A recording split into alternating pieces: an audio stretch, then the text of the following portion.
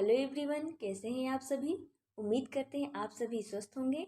आपके लिए CTET paper 2 science का प्रीवियस ईयर क्वेश्चन पेपर लेके आए हैं जो 28 दिसंबर 2021 को ऑनलाइन शिफ्ट में पूछा गया था। तो चलिए शुरू करते हैं। आज का हमारा पहला प्रश्न है, कोई आकाशीय पिंड है जो एक ही समय में दो अन्य आकाशीय पिंडों की परिक्रमा करता है। क्या हो सकता है? शुक्र हो सकता है, या ध्रुव तारा हो सकता है, या चंद्रमा हो सकता है, या यूरेनस हो सकता है। तो इसका जो हमारा राइट आंसर जो हो जाएगा वो थर्ड सही हो जाएगा, यानी चंद्रमा इसका राइट आंसर हो जाएगा।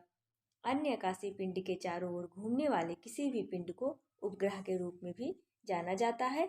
जो उदाहरण के तौर पर हम देख सकते हैं, चंद्रमा जो होता है पृथ्वी के चारों ओर एक निश्चित कक्षा में चक्कर लगाता है, इसलिए चंद्रमा को पृथ्वी का एक उपग्रह माना जाता है और जो पृथ्वी है वो ग्रह है। इसका जो राइट आंसर हो जाएगा वो थर्ड हो जाएगा। नेक्स्ट क्वेश्चन पे चलते हैं। जब दो उदासीन वस्तुएं एक दूसरे के साथ रगड़ी जाती हैं तब वो अर्जित कर सकती हैं।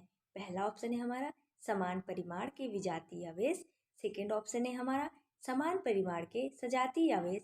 थर्ड ऑप्शन है हमारा विभिन्न परिमाणों के विजातीय आवेश। फोर्थ ऑप्शन है हमारा विभिन्न परिमाणों के सजातीय आवेश। इसका जो हमारा राइट आंसर हो जाएगा वो फर्स्ट हमारा राइट आंसर है, यानी समान परिमाण के विजातीय आवेश हमारा राइट आंसर हो जाएगा। नेक्स्ट क्वेश्चन पे चलते हैं। नीचे दिए गए कथनों को पढ़िए और सही विकल्प का चयन कीजिए। अभिकथन और कारण से प्रश्न पूछा गया है। अभिकथन में पूछा है, रात भर किसी कमरे में रखे जाने पर सुचालक का ताप कुचालक की तुलना में अधिक होता है। इसका कारण दिया हुआ है, चालकों से ऊष्मा का प्रवाह बहुत धीरे से होता है जो उन्हें गर्म होने का अनुभव करता है। तो इसका जो हमारा राइट आंसर हो जाएगा वो हमारा क्या हो जाएगा? अभिकथन ए और आर, कारण दोनों गलत हैं। इसका जो राइट आंसर हमारा फोर्थ सही हो जाएगा। नेक्स्ट क्वेश्चन पे चलते हैं। नीचे दिए गए कथनों में से कौन सा एक कथन अवतल लेंस द्वारा बने प्रतिबिंब के लिए सदैव सही होता है? ऑप्शन है हमारा, यह उल्टा तथा बिंब से बड़ा होता है। सेकेंड ऑप्शन है, यह उल्टा तथा बिंब से छोटा होता है। यह सीधा तथा बिंब से बड़ा होता है। यह सीधा तथा बिंब से छोटा होता है। इसका जो हमारा राइट आंसर हो जाएगा वो फोर्थ हो जाएगा, यानी ये सीधा तथा बिंब से छोटा होता है। यही हमारा राइट आंसर है। जो अवतल लेंस से गुजरने वाली किरणें विचरित होती हैं वो कभी नहीं मिलती। अब सारी किरणों आभासी प्रतिबिंब बनाती हैं। चलिए नेक्स्ट क्वेश्चन पे चलते हैं। नेक्स्ट क्वेश्चन है हमारा, बड़ी और चौड़ी पट्टियों वाले कंधे से लटकाने वाले बैग को उठाकर ले जाना अधिक आसान होता है, क्यों? पहला ऑप्शन है हमारा, बैग द्वारा लगाया जाने वाला बल बढ़ जाता है। बैग द्वारा लगाया जाने वाला दाब बढ़ जाता है। बैग द्वारा लगाया जाने वाला बल घट जाता है। बैग द्वारा लगाया जाने वाला दाब घट जाता है। जब आप देखते होंगे कुली अपने पट्टे जो वाले होते हैं, कंधे पे कोई बैग टांगता है तो उसकी पट्टी चौड़ी होती है, इसलिए उसका तात्पर्य ये हो जाएगा कि जो बैग द्वारा लगाया जाने वाला दाब होता है वो घट जाता है। यही हमारा राइट आंसर हो जाएगा। नेक्स्ट क्वेश्चन पे चलते हैं। नेक्स्ट क्वेश्चन है हमारा, नीचे दिए गए कथनों को पढ़िए और सही कथन का चयन कीजिए। ये भी एजर्सन रीजन से प्रश्न आया है। अभिकथन में पूछा है, दो भागों में तोड़े जाने पर चुंबक अपना चुंबकत्व खो देता है। कारण दिया हुआ है, चुंबक के ध्रुवों पर चुंबकीय क्षेत्र सबसे अधिक प्रबल होता है। तो दो भागों में यदि हम चुंबक को तोड़ेंगे तो उसका चुंबकत्व कभी भी खोता नहीं है। जब चुंबक को हम पीटते हैं या तो ऊपर से फेंकते हैं तब चुंबक का चुंबकत्व खोता है, बल्कि उसे दो भागों में जब हम काटेंगे, ब्रेक करेंगे तो वो नहीं चुंबकत्व खोएगा। तो ए जो है हमारा अभिकथन वो गलत है। और सेकंड जो कारण दिया हुआ है, जो चुंबक के दोनों ध्रुवों के साइड में सबसे अधिक प्रबल चुंबकत्व पाया जाता है, जो कारण दिया हुआ है वो हमारा सही है। ऑप्शन देख लेते हैं क्या सही है, यानी अभिकथन गलत और परंतु कारण सही है। यही हमारा राइट आंसर हो जाएगा जो हमारे फोर्थ ऑप्शन में दिया हुआ है। नेक्स्ट क्वेश्चन पे चलते हैं। नेक्स्ट क्वेश्चन है हमारा, सभी धातुओं के लिए नीचे दिए गए कौन सा कथन सही है? सभी धातुएं ये कठोर होती हैं, ये पानी में तुलना में कम सघन होती हैं, ये अधिक अभिक्रियाशील होती हैं, ये विद्युत की चालन करती हैं।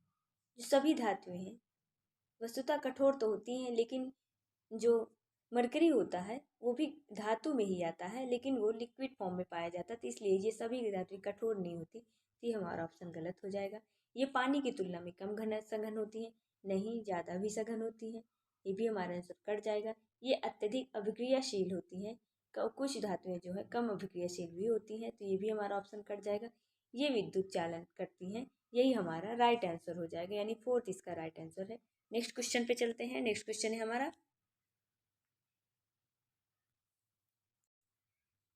निम्नलिखित में से कौन सा अभिकेंद्रण द्वारा पृथक्करण विधि का अनुप्रयोग नहीं है, नहीं पूछा है।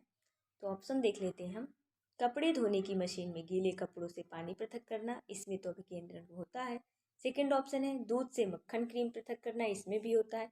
पेट्रोल को पेट्रोलियम से पृथक करना। फोर्थ है प्रयोगशाला में निदान सूचक परीक्षणों में करना। तो जो नहीं है वो थर्ड ऑप्शन हमारा सही हो जाएगा, यानी पेट्रोल को पेट्रोलियम से पृथक करना, यही हमारा राइट आंसर हो जाएगा। नेक्स्ट क्वेश्चन पे चलते हैं। नेक्स्ट क्वेश्चन है हमारा, कुछ बूंदे सोडियम हाइड्रोक्साइड की डालने पर एक परख नली जिसमें हाइड्रोक्लोरिक एसिड है में क्या परिवर्तन देखोगे। तो इसका ऑप्शन दिया हुआ है। पहला ऑप्शन है हमारा उसका रंग बदल जाएगा। सेकेंड ऑप्शन है उसमें से तीव्र गंध जाएगी। थर्ड ऑप्शन है वह गर्म हो जाएगी। फोर्थ ऑप्शन है उसमें कोई भूरा पदार्थ निक्षिप्त जमा हो जाएगा। जब भी हम जो बेस होता है यानी सोडियम हाइड्रोक्साइड और जो एसिड के साथ अभिक्रिया कराते हैं, यानी हाइड्रोक्लोरिक एसिड के साथ इसमें अभिक्रिया करा रहे हैं, तो वो ऊष्मा उत्पन्न करती है। तो इसका ऑप्शन जो हमारा थर्ड है वो सही हो जाएगा, यानी वो गर्म हो जाएगी, यही हमारा राइट आंसर है। नेक्स्ट क्वेश्चन पे चलते हैं। रेफ्रिजरेटरों से ए मुक्त होती है तथा एरोशल यानी वायुविलन का छिड़काव बी की छेड़ता करता है। तो बी जो है सूर्य से पृथ्वी पर आने वाली सीज क्या है को रोकने के लिए उत्तरदायी है। तो ए बी सी क्रमशः क्या है। जो रेफ्रिजरेटर से मुक्त होती है वो हमारी क्लोरोफ्लोरोकार्बन गैस होती है, और बी जो है सूर्य से पृथ्वी पर आने वाली किरण है जो पराबैंगनी किरण होती, ओजोन किरण को बचाती है, और सी हो जाएगा पराबैंगनी किरण। इसका जो हमारा राइट आंसर हो जाएगा पहला क्लोरोफ्लोरोकार्बन, बी जो है ओजोन, एंड सी है पराबैंगनी किरण। यही हमारा राइट आंसर हो जाएगा। नेक्स्ट क्वेश्चन पे चलते हैं। निम्न में से किस लक्षण के लिए मिल्क ऑफ मैग्नीशिया लाभदायक होता है। सिर दर्द, पेट में जलन, बुखार या अम्लता। तो मिल्क ऑफ मैग्नीशिया यानी मैग्नीशियम हाइड्रोक्साइड का प्रयोग करते हैं। पेट में जब एसिडिटी वगैरह बन जाती है तो उसमें हम मिल्क ऑफ मैग्नीशिया यानी अम्लीयता में प्रयोग करते हैं। इसका जो राइट ऑप्शन हो जाएगा वो फोर्थ सही हो जाएगा। नेक्स्ट क्वेश्चन पे चलते हैं। बेकिंग सोडा में नींबू का रस मिलाने पर बुलबुले बनते हैं और साथ ही कोई गैस एक्स निकलती है, तो वो एक्स गैस क्या है। ऑक्सीजन है, मीथेन है, कार्बन डाइऑक्साइड है या हाइड्रोजन है। बेकिंग सोडा में नींबू का रस जब हम मिलाते हैं तो बुलबुले के तौर पर कार्बन डाइऑक्साइड गैस निकलती है। तो इसका जो है राइट आंसर थर्ड हो जाएगा, यही हमारा राइट आंसर है। नेक्स्ट क्वेश्चन पे चलते हैं। उपयोगी परिणामों के लिए निम्नलिखित में से कौन सा क्रियाकलाप घर्षण को कम करने के लिए किया जाता है। पहला ऑप्शन है जूतों की तली या तलों पर खांचे बनाना। सेकंड है ट्रकों के टायरों को खांचेदार बनाना। थर्ड है स्वचालित वाहनों में ब्रेक पैड का उपयोग करना। फोर्थ है मशीनों के गतिशील पुर्जों के बीच ग्रेफाइट की परत बनाना। तो पहला और दूसरा तीसरा, इसमें जो है घर्षण की अधिकता के बारे में बात की गई है। इसमें ज़्यादा घर्षण अधिक मात्रा में है, और इसमें कम के बारे में पूछा, यानी घर्षण को कम कैसे किया जाता है। तो फोर्थ ऑप्शन इसका राइट आंसर हो जाएगा, यानी मशीन के गतिशील पुर्जों के बीच ग्रेफाइट की परत लगा देंगे तो चिकना हो जाता है। तो यही जो है हमारा राइट आंसर हो जाएगा, यानी घर्षण कम हो जाएगा। नेक्स्ट क्वेश्चन पे चलते हैं। नेक्स्ट क्वेश्चन है हमारा, नीचे दिए गए कथन पढ़िए और सही विकल्प का चयन कीजिए। अजरसन रीजन से प्रश्न आया है। अजरसन में पूछा है एक नेत्री जीवों का दृश्य क्षेत्र द्विनेत्री जीवों की तुलना में अधिक होता है, इसका कारण दिया हुआ है। एक नेत्री जीवों की दृष्टि में दृश्य क्षेत्रों की अतिव्यापन की क्षमता होती है। इसका जो हम राइट आंसर हो जाएगा वो ए और आर दोनों सही, कारण आर अभिकथन ए की सही व्याख्या नहीं कर रहा। हमारा अभिकथन और कारण तो सही है, परंतु जो कारण है अभिकथन की व्याख्या नहीं कर रहा है, यही हमारा राइट आंसर हो जाएगा। नेक्स्ट क्वेश्चन पे चलते हैं। नीचे दी गई कौन सी प्रक्रिया सभी जीवधारियों का अनिवार्य यानी परम आवश्यक अभिलक्षण नहीं माना जा सकता? ऑप्शन है हमारे मल त्यागना, उत्सर्जन, श्वसन यानी जनन। इसका जो राइट आंसर हो जाएगा हमारा वो फोर्थ सही हो जाएगा, यानी जनन रिप्रोडक्शन जो है ये जो है इम्पोर्टेंस नहीं दी गई है, क्योंकि मॉलिक्यूलर दृष्टि जानवर या प्रक्रिया जिसके द्वारा जीव नई संतति को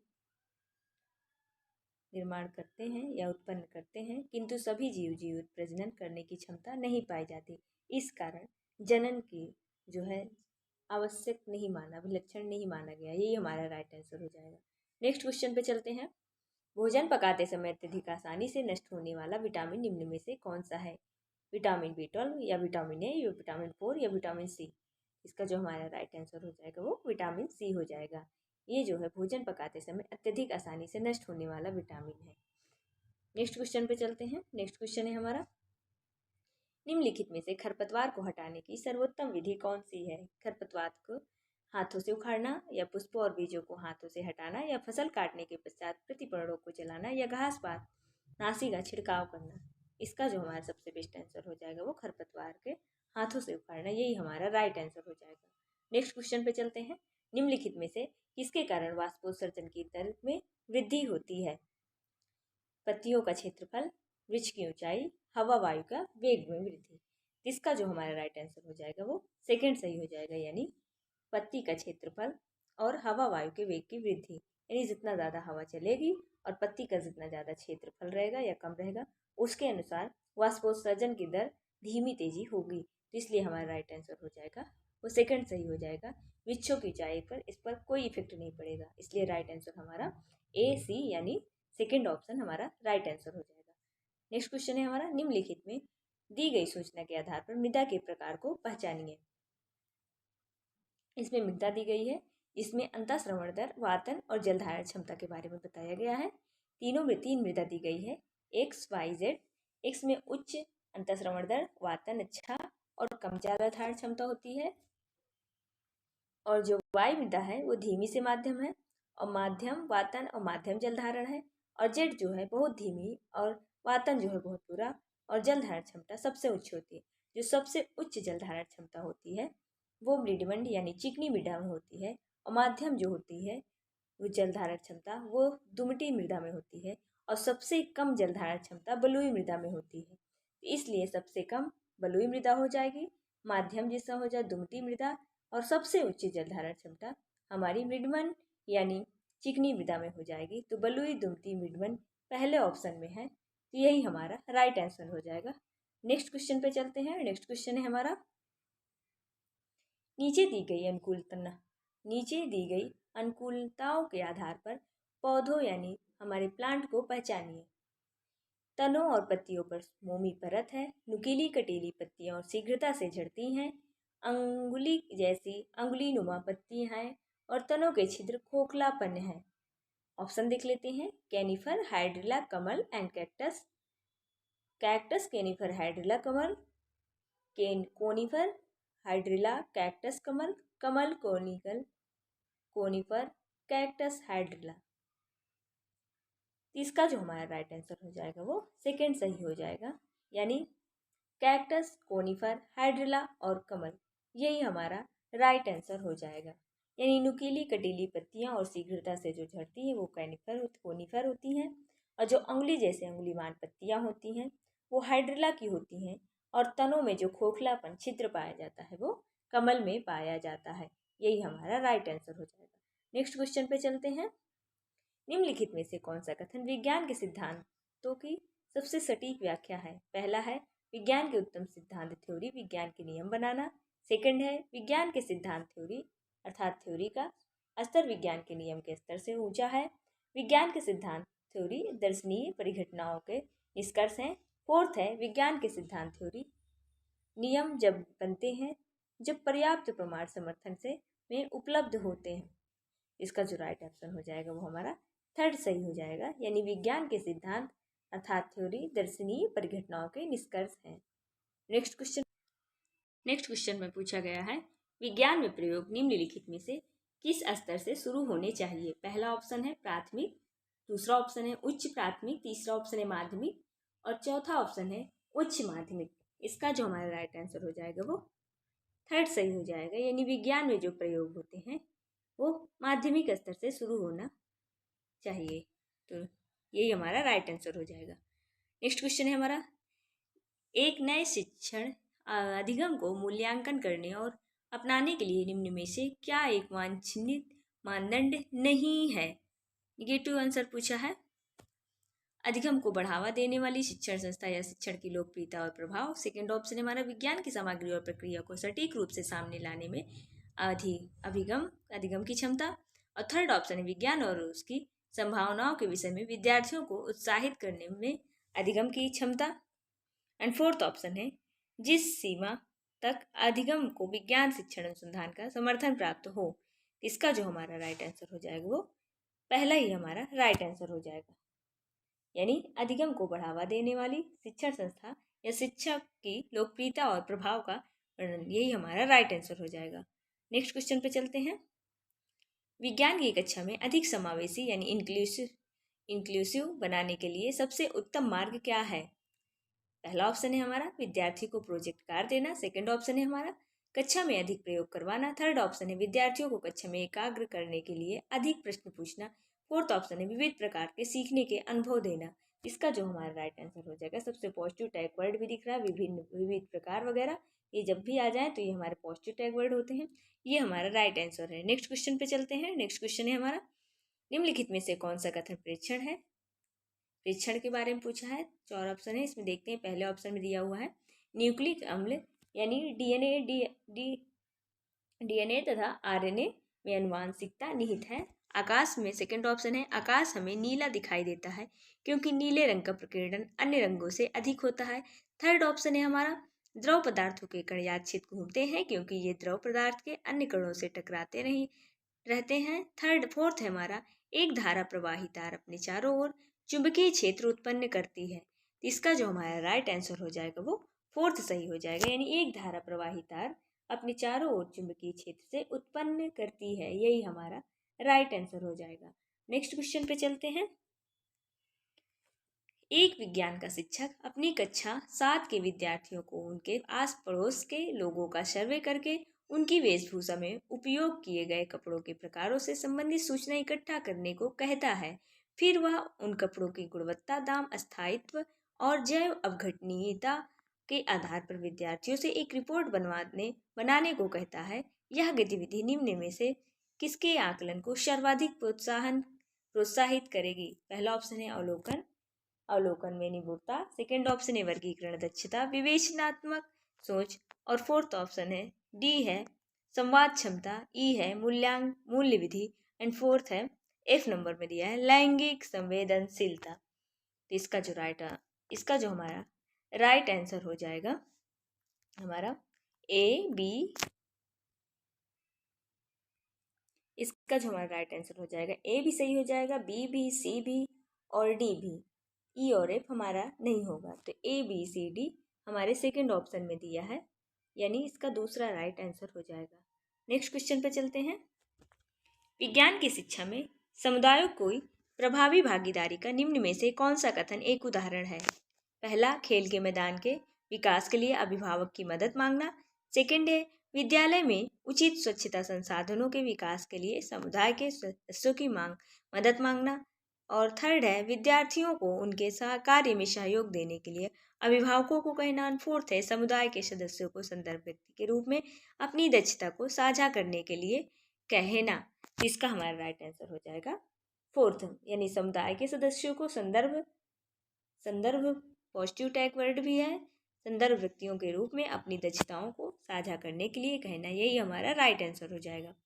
नेक्स्ट क्वेश्चन है हमारा, किसी कक्षा में जलीय वनस्पति में जैविक खरपतवार नियंत्रण विषय पढ़ाया जाना है। निम्न में से क्या इस विषय को पढ़ाने के लिए सबसे उपयुक्त है? खेल में भूमिका यानी रोल प्ले करवाना, क्षेत्रीय दौरा या समूह में चर्चा या विश्वकोश से जानकारी एकत्र करना। इसका जो हमारा राइट आंसर हो जाएगा वो सेकंड हो जाएगा, यानी क्षेत्रीय दौरा, यही हमारा राइट आंसर हो जाएगा। यानी जैविक खरपतवार को नियंत्रण भी तकनीकी के संदर्भ में करते हैं और इसमें जो खरपतवार के बीजों को अंकुरण या स्थापित पौधों को प्रसार का नियंत्रित करते हैं और खरपतवार पौधों के प्राकृतिक शत्रुओं का उपयोग शामिल है। यह कई उदाहरणों के साथ खरपतवार नियंत्रण को तेजी से विस्तार करने वाला है। जब हम क्षेत्रीय दौरा कराएंगे तो उसमें मूर्त रूप से जो हमारा बालक है देखेगा तो अच्छे से नियंत्रण उसके बारे में समझ पाएगा। तो यही हमारा राइट आंसर हो जाएगा। नेक्स्ट क्वेश्चन पे चलते हैं। नेक्स्ट क्वेश्चन है हमारा 89। आज का लास्ट प्रश्न है, विज्ञान की कक्षा में किसी क्रियाकलाप की योजना बनाने के लिए निम्न में से क्या अति महत्वपूर्ण मानदंड है? पहला ऑप्शन है हमारा, विद्यार्थियों को क्रियाकलाप में मजा आना चाहिए। सेकंड ऑप्शन है, क्रियाकलाप से विद्यार्थियों को पाठ्य पुस्तकों से सीखने में छुटकारा पाने की मदद मिलनी चाहिए।